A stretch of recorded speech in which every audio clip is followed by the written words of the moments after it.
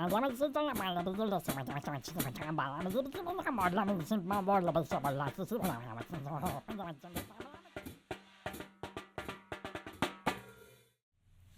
back to Communicology. Thanks as always for tuning in, and thanks for hitting that like button or for sharing some of my content and also subscribing. I appreciate it. Anything to help beat those YouTube algorithms anyway, right? Today I'd like to talk about something a little bit nerdy today, and that is the concept of Podfade. Now maybe you've never heard this term before, and frankly, I didn't either until I really got into doing this kind of stuff. But it's a neat subject, and it's one of those things that's worth talking about as people, of course, listen to more podcasts than ever before.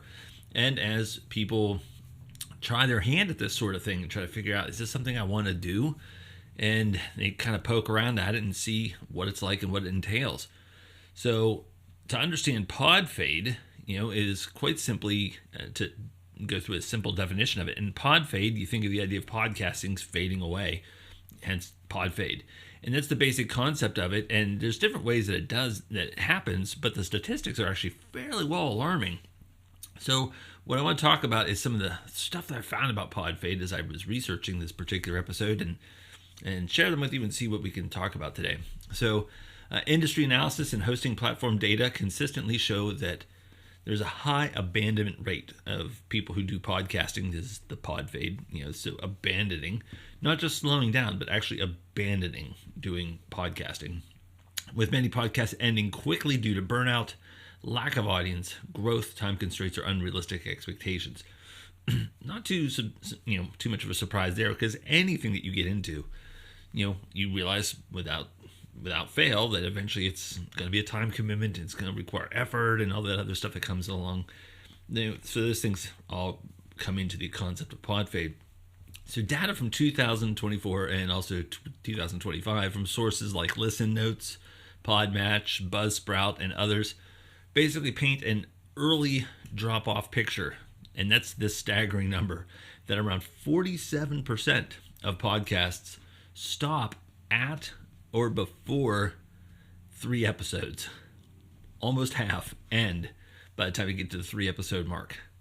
I mean, that's staggering to think about, that most people who say to themselves, I want to do a podcast, they do one, like, yeah, that was really cool. And they do a second one, like, that wasn't too bad. And then they stop. They might do the third, but 47% end at or before the 3rd episode. I mean, that's mind-boggling to think about. Think about most things that you get involved with. Think about your job. Day 1, yeah, this is great. Day 2, yeah. Day 3, quit. I mean, very few people do that kind of a thing on most things, but podcasting is one of those things we see, I guess, as much of a fringe exercise, a neatness, a nicety, something that we could just do on the side. Obviously, if you're looking to do this as a profession, that would be very, very disheartening to hear that kind of number. But the idea of making it to 3 episodes and you're already, in the top 50% of the country, that's kind of amazing to think about.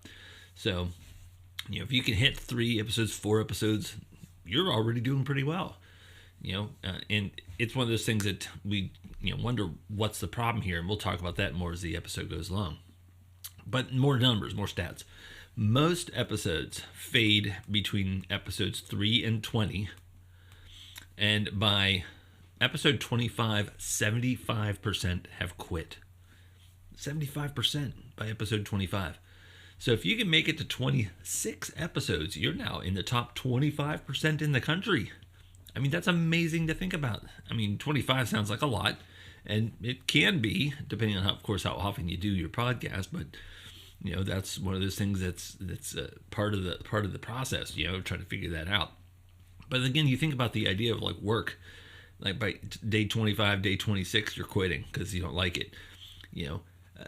Again, that's not something we do. Or when you pick up a sport, or when you pick up some other hobby or craft, most people kind of see it through, with the exception probably like those New Year's resolutions of weight loss. I'm going to hit the gym this year, I promise. And then after 3 days, you're done. Maybe that's the best equivalent, hitting the gym and doing a podcast. Similar numbers probably. But the thing it is staggering that by the time you get to episode 25, most 75% have already quit. And that's amazing. And again, that's 3 to 25. So episode 3 to episode 25, is where like the vast majority of, continue to check out. So only a small fraction reach longer milestones. Roughly 8 to 10% make it to 50 episodes. That's it. 8 to 10%. Now, I just recently celebrated episode 50. Yeah. So now I'm in the top 8 to 10% of the country. Woohoo! And that feels really kind of cool. But does it really mean anything? I mean, it's a thing. It just means I'm sticking with it where other people have not. So what? And then from there, 5 to 6% make it to 100 episodes. That's it. So if you can make it to 100 episodes, you're in the top of the top. 95% have quit by then. I mean, that's staggering to think about. Now, from my standpoint, I do a podcast every weekday. So every weekday, a new one comes out. So that requires a little bit more effort than if I did one once a week. It's staggering to think about that if you would need to go to 100 episodes, if you did it once a month, you're talking several years of podcasting. If you did it once a week, it would take you 2 years to get to that point. So that's pretty staggering to think about. But, can you do it? Maybe you can, maybe you can't. But that's something to consider before you get in. So the typical number of episodes before most careers quit is low, And most analysis suggests that most podcasts produce fewer than 10 episodes. 30% have fewer than 10 total. A common benchmark includes an average around 7 to 12 episodes before stopping. That's like an average of all of them. 7 to 12 before stopping altogether. Some reports note that the average podcast becomes inactive after about 21 episodes, though this may reflect slightly more persistent shows. The median is likely lower. And of course, the typical podcast we talk about here refers to independent or new shows. Your clear established professional or network-backed ones, like when you have a celebrity that does their own podcast, or someone who's very well known in journalism does their own podcast. Those are different. That's not counted here. But just the independent people, like me, like most people who just decide they want to do this one day. That's a big deal that you look at that. So, because those professional ones, they'll run hundreds of episodes for years and have a big national audience. In short, podcasting is a low barrier to entry, and we'll talk about that shortly too, but a very high attrition rate. So most people quit early, within months, well under 20 to 30 episodes. Consistency beyond the first handful is what separates the long-term successes from the rest. So if you want to be in that top 5%, you just got to make it to episode 100. And you'll be better than 95% of people who give this a shot. So what does it take to get there? First, the best thing is to diagnose problems. What are the problems with podcasting and getting into it in the first place? The first thing is the idea of insufficient time. It takes work to do this. Now, me being a college professor, I've got years and years and years of notes of lectures and all kinds of stuff that I could draw from. I couldn't imagine doing this on something else that I had to pull from every day. To be able to talk for 20 minutes each episode, what am I going to talk about today? Well, I have to go do all this research. And some things like this one, Podfade didn't know anything about, so it had to do research. But if it was something super complex, I couldn't imagine how much time it would take to dig in and research that every day. And this is just a little podcast for 20 minutes talking about things about communication and culture. If I was getting some world events and I was trying to pay attention to all that, the stuff of the now, I'd have to do all that research, like what bills are going through Congress or what war is going on in what country. There'd be a lot of work that you'd have to do in the background. Most people don't think that. I'll just turn on the microphone and just start talking. And you can see that being a problem. The other thing is insufficient content. Maybe you want to do something that's about you're interested in. Now, I chose communication. Well, it just so happens to be that communication is a massively huge field. So I could talk about all kinds of stuff, which is why I call it communicology. If I wanted to talk about things that are very specific to what I like most specifically like media ecology, I'm not sure I'd have enough content there to keep going with new stuff every day. I'd have to break into things like book reviews and things like that, like all my media ecology books on my shelf here that I'd have to start talking about them, like opening up and just going through page by page and just talking about what's in the books. That's the only way I could really make that one an effective podcast every day, but I don't even know that would be effective. It'd be effective at helping you sleep. but it's just one of those things that I don't know that I'd have the content. So again, that's the thing that's important. Insufficient preparation is another thing too. I mean, the idea of that I have to have all my stuff together, that's a daunting thing, because as soon as you hit record and start doing it, or if you're doing live, there's no hiding then.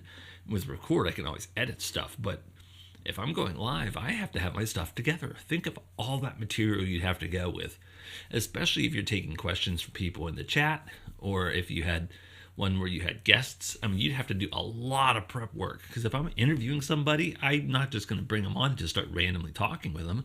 I need to have a list of all kinds of questions that I'm going to ask them, and kind of slog through all that work. That's a lot of work. And yeah, last thing too is the poor equipment, and then of course the poor understanding of that equipment. That's a great way to kill a podcast, because people are tuning in, they're listening, so you have to have good audio. They're watching, so you have to have a good camera, you have to have good lighting, you have to have good sound and understanding of lighting and sound. Otherwise, it's just a jumbled mess, and it looks like some kid with their phone just hoping for the best, and it's just not a good look, and people get turned off by that kind of thing pretty quickly, and you're going to get discouraged pretty quickly, because you're going to have all kinds of comments about the quality of that work. So let's talk about solutions, and let's start from where we ended, and that's the idea with getting good equipment. And this doesn't mean you have to go out and buy a $3,000 camera. You can find a good, like I'm using a Nikon DSLR that I happen to find on the dirt cheap. I mean, it's a brand new is a $2,000 camera, but I found it for $50.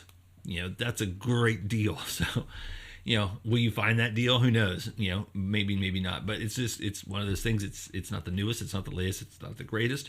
It shoots in HD, so it's a 1080p. And it's just one of those things that works really well for this application. I don't need a 4K camera, because, quite frankly, who's going to be watching this in 4K? If you want to see me in 4K, I mean, more power to you, but there's really not much to see, other than if you want to be able to zoom in and see like the titles of my books behind me, or see every speck and spot on my face. That's about it. There's no need for a 4K high-end camera. But you can buy really cheap podcasting cameras on Amazon for $50, $100, $150.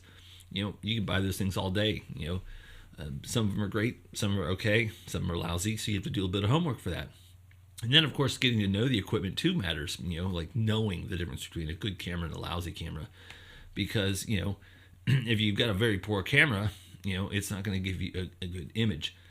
And then from there, it starts bleeding into the other areas too, like your camera. You can take a mediocre camera and make it great by having good lighting. So I've got some good lighting here, and it's not very expensive. You can buy some good adjustable LED lights pretty cheap on Amazon, and they're not that expensive.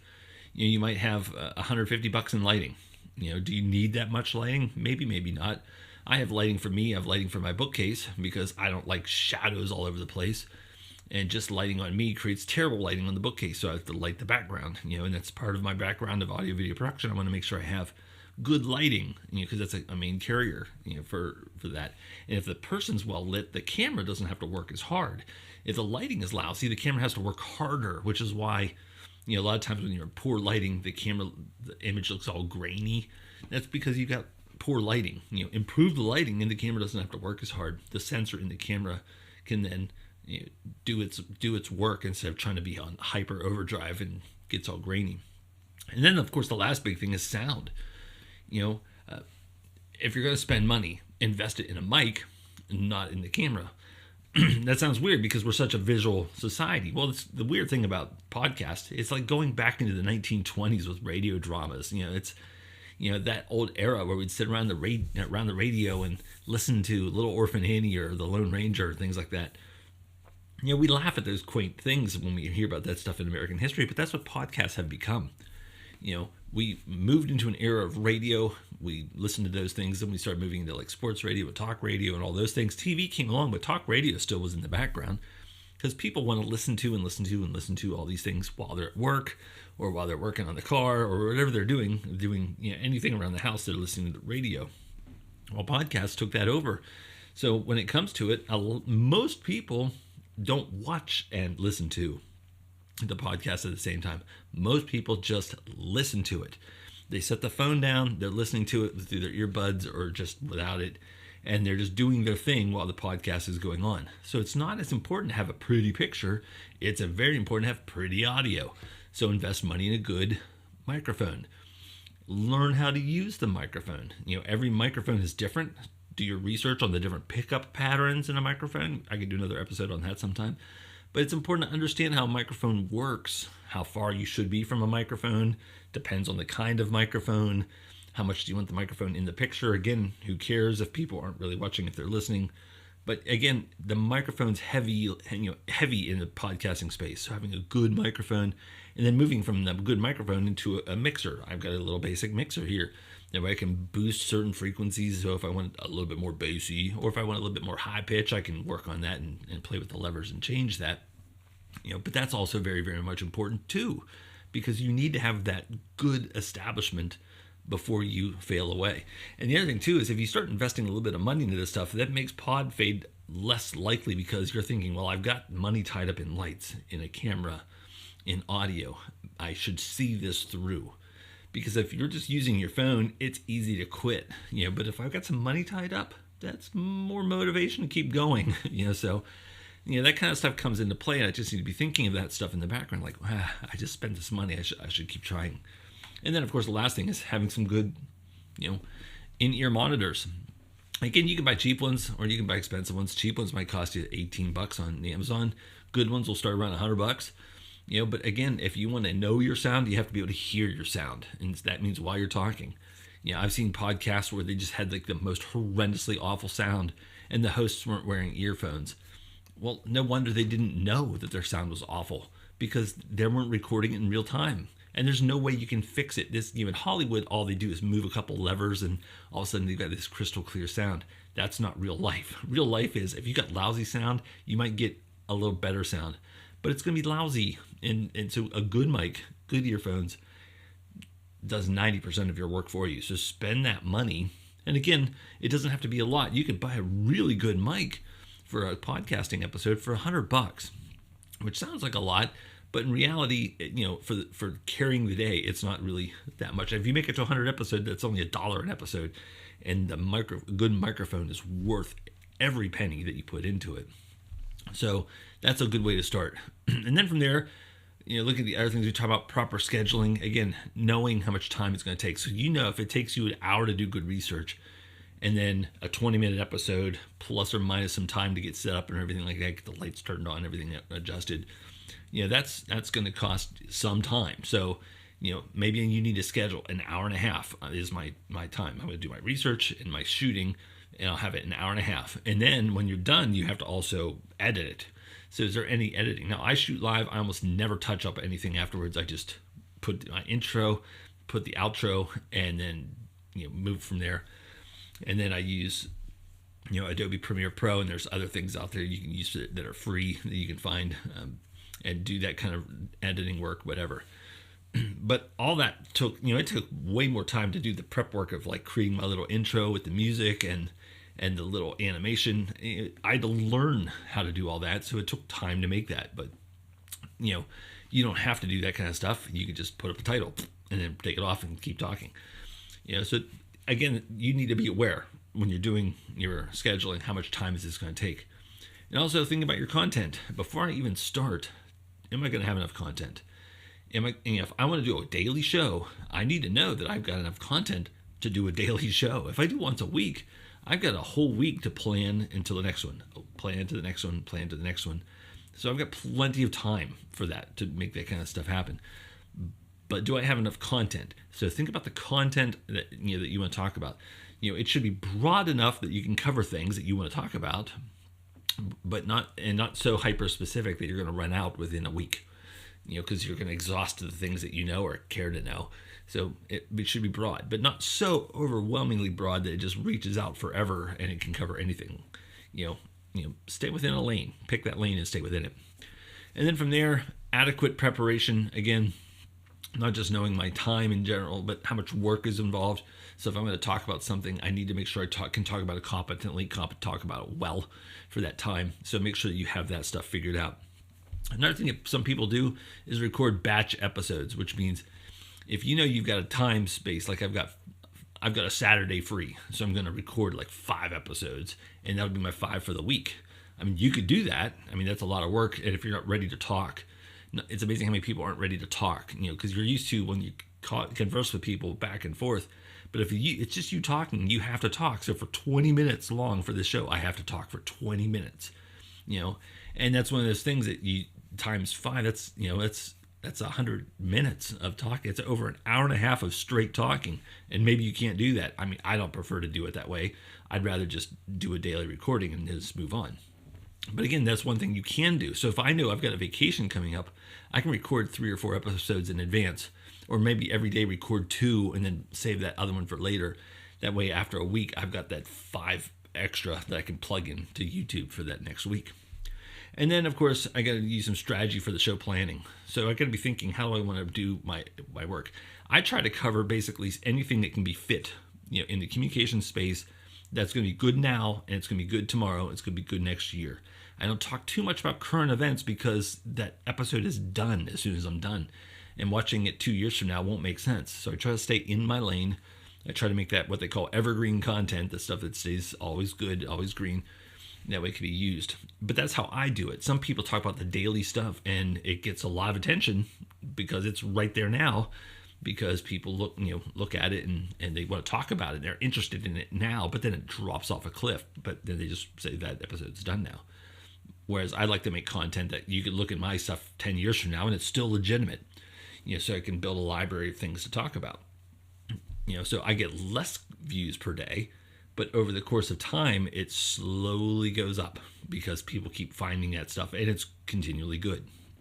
So those are some things to think about when it comes to Podfade. Again, if you want to get into this space, it's cool, it's fun, it's a neat little hobby. But if you want to make it a mainstay of your life, you've got to be a little bit more dedicated than just poking around at it.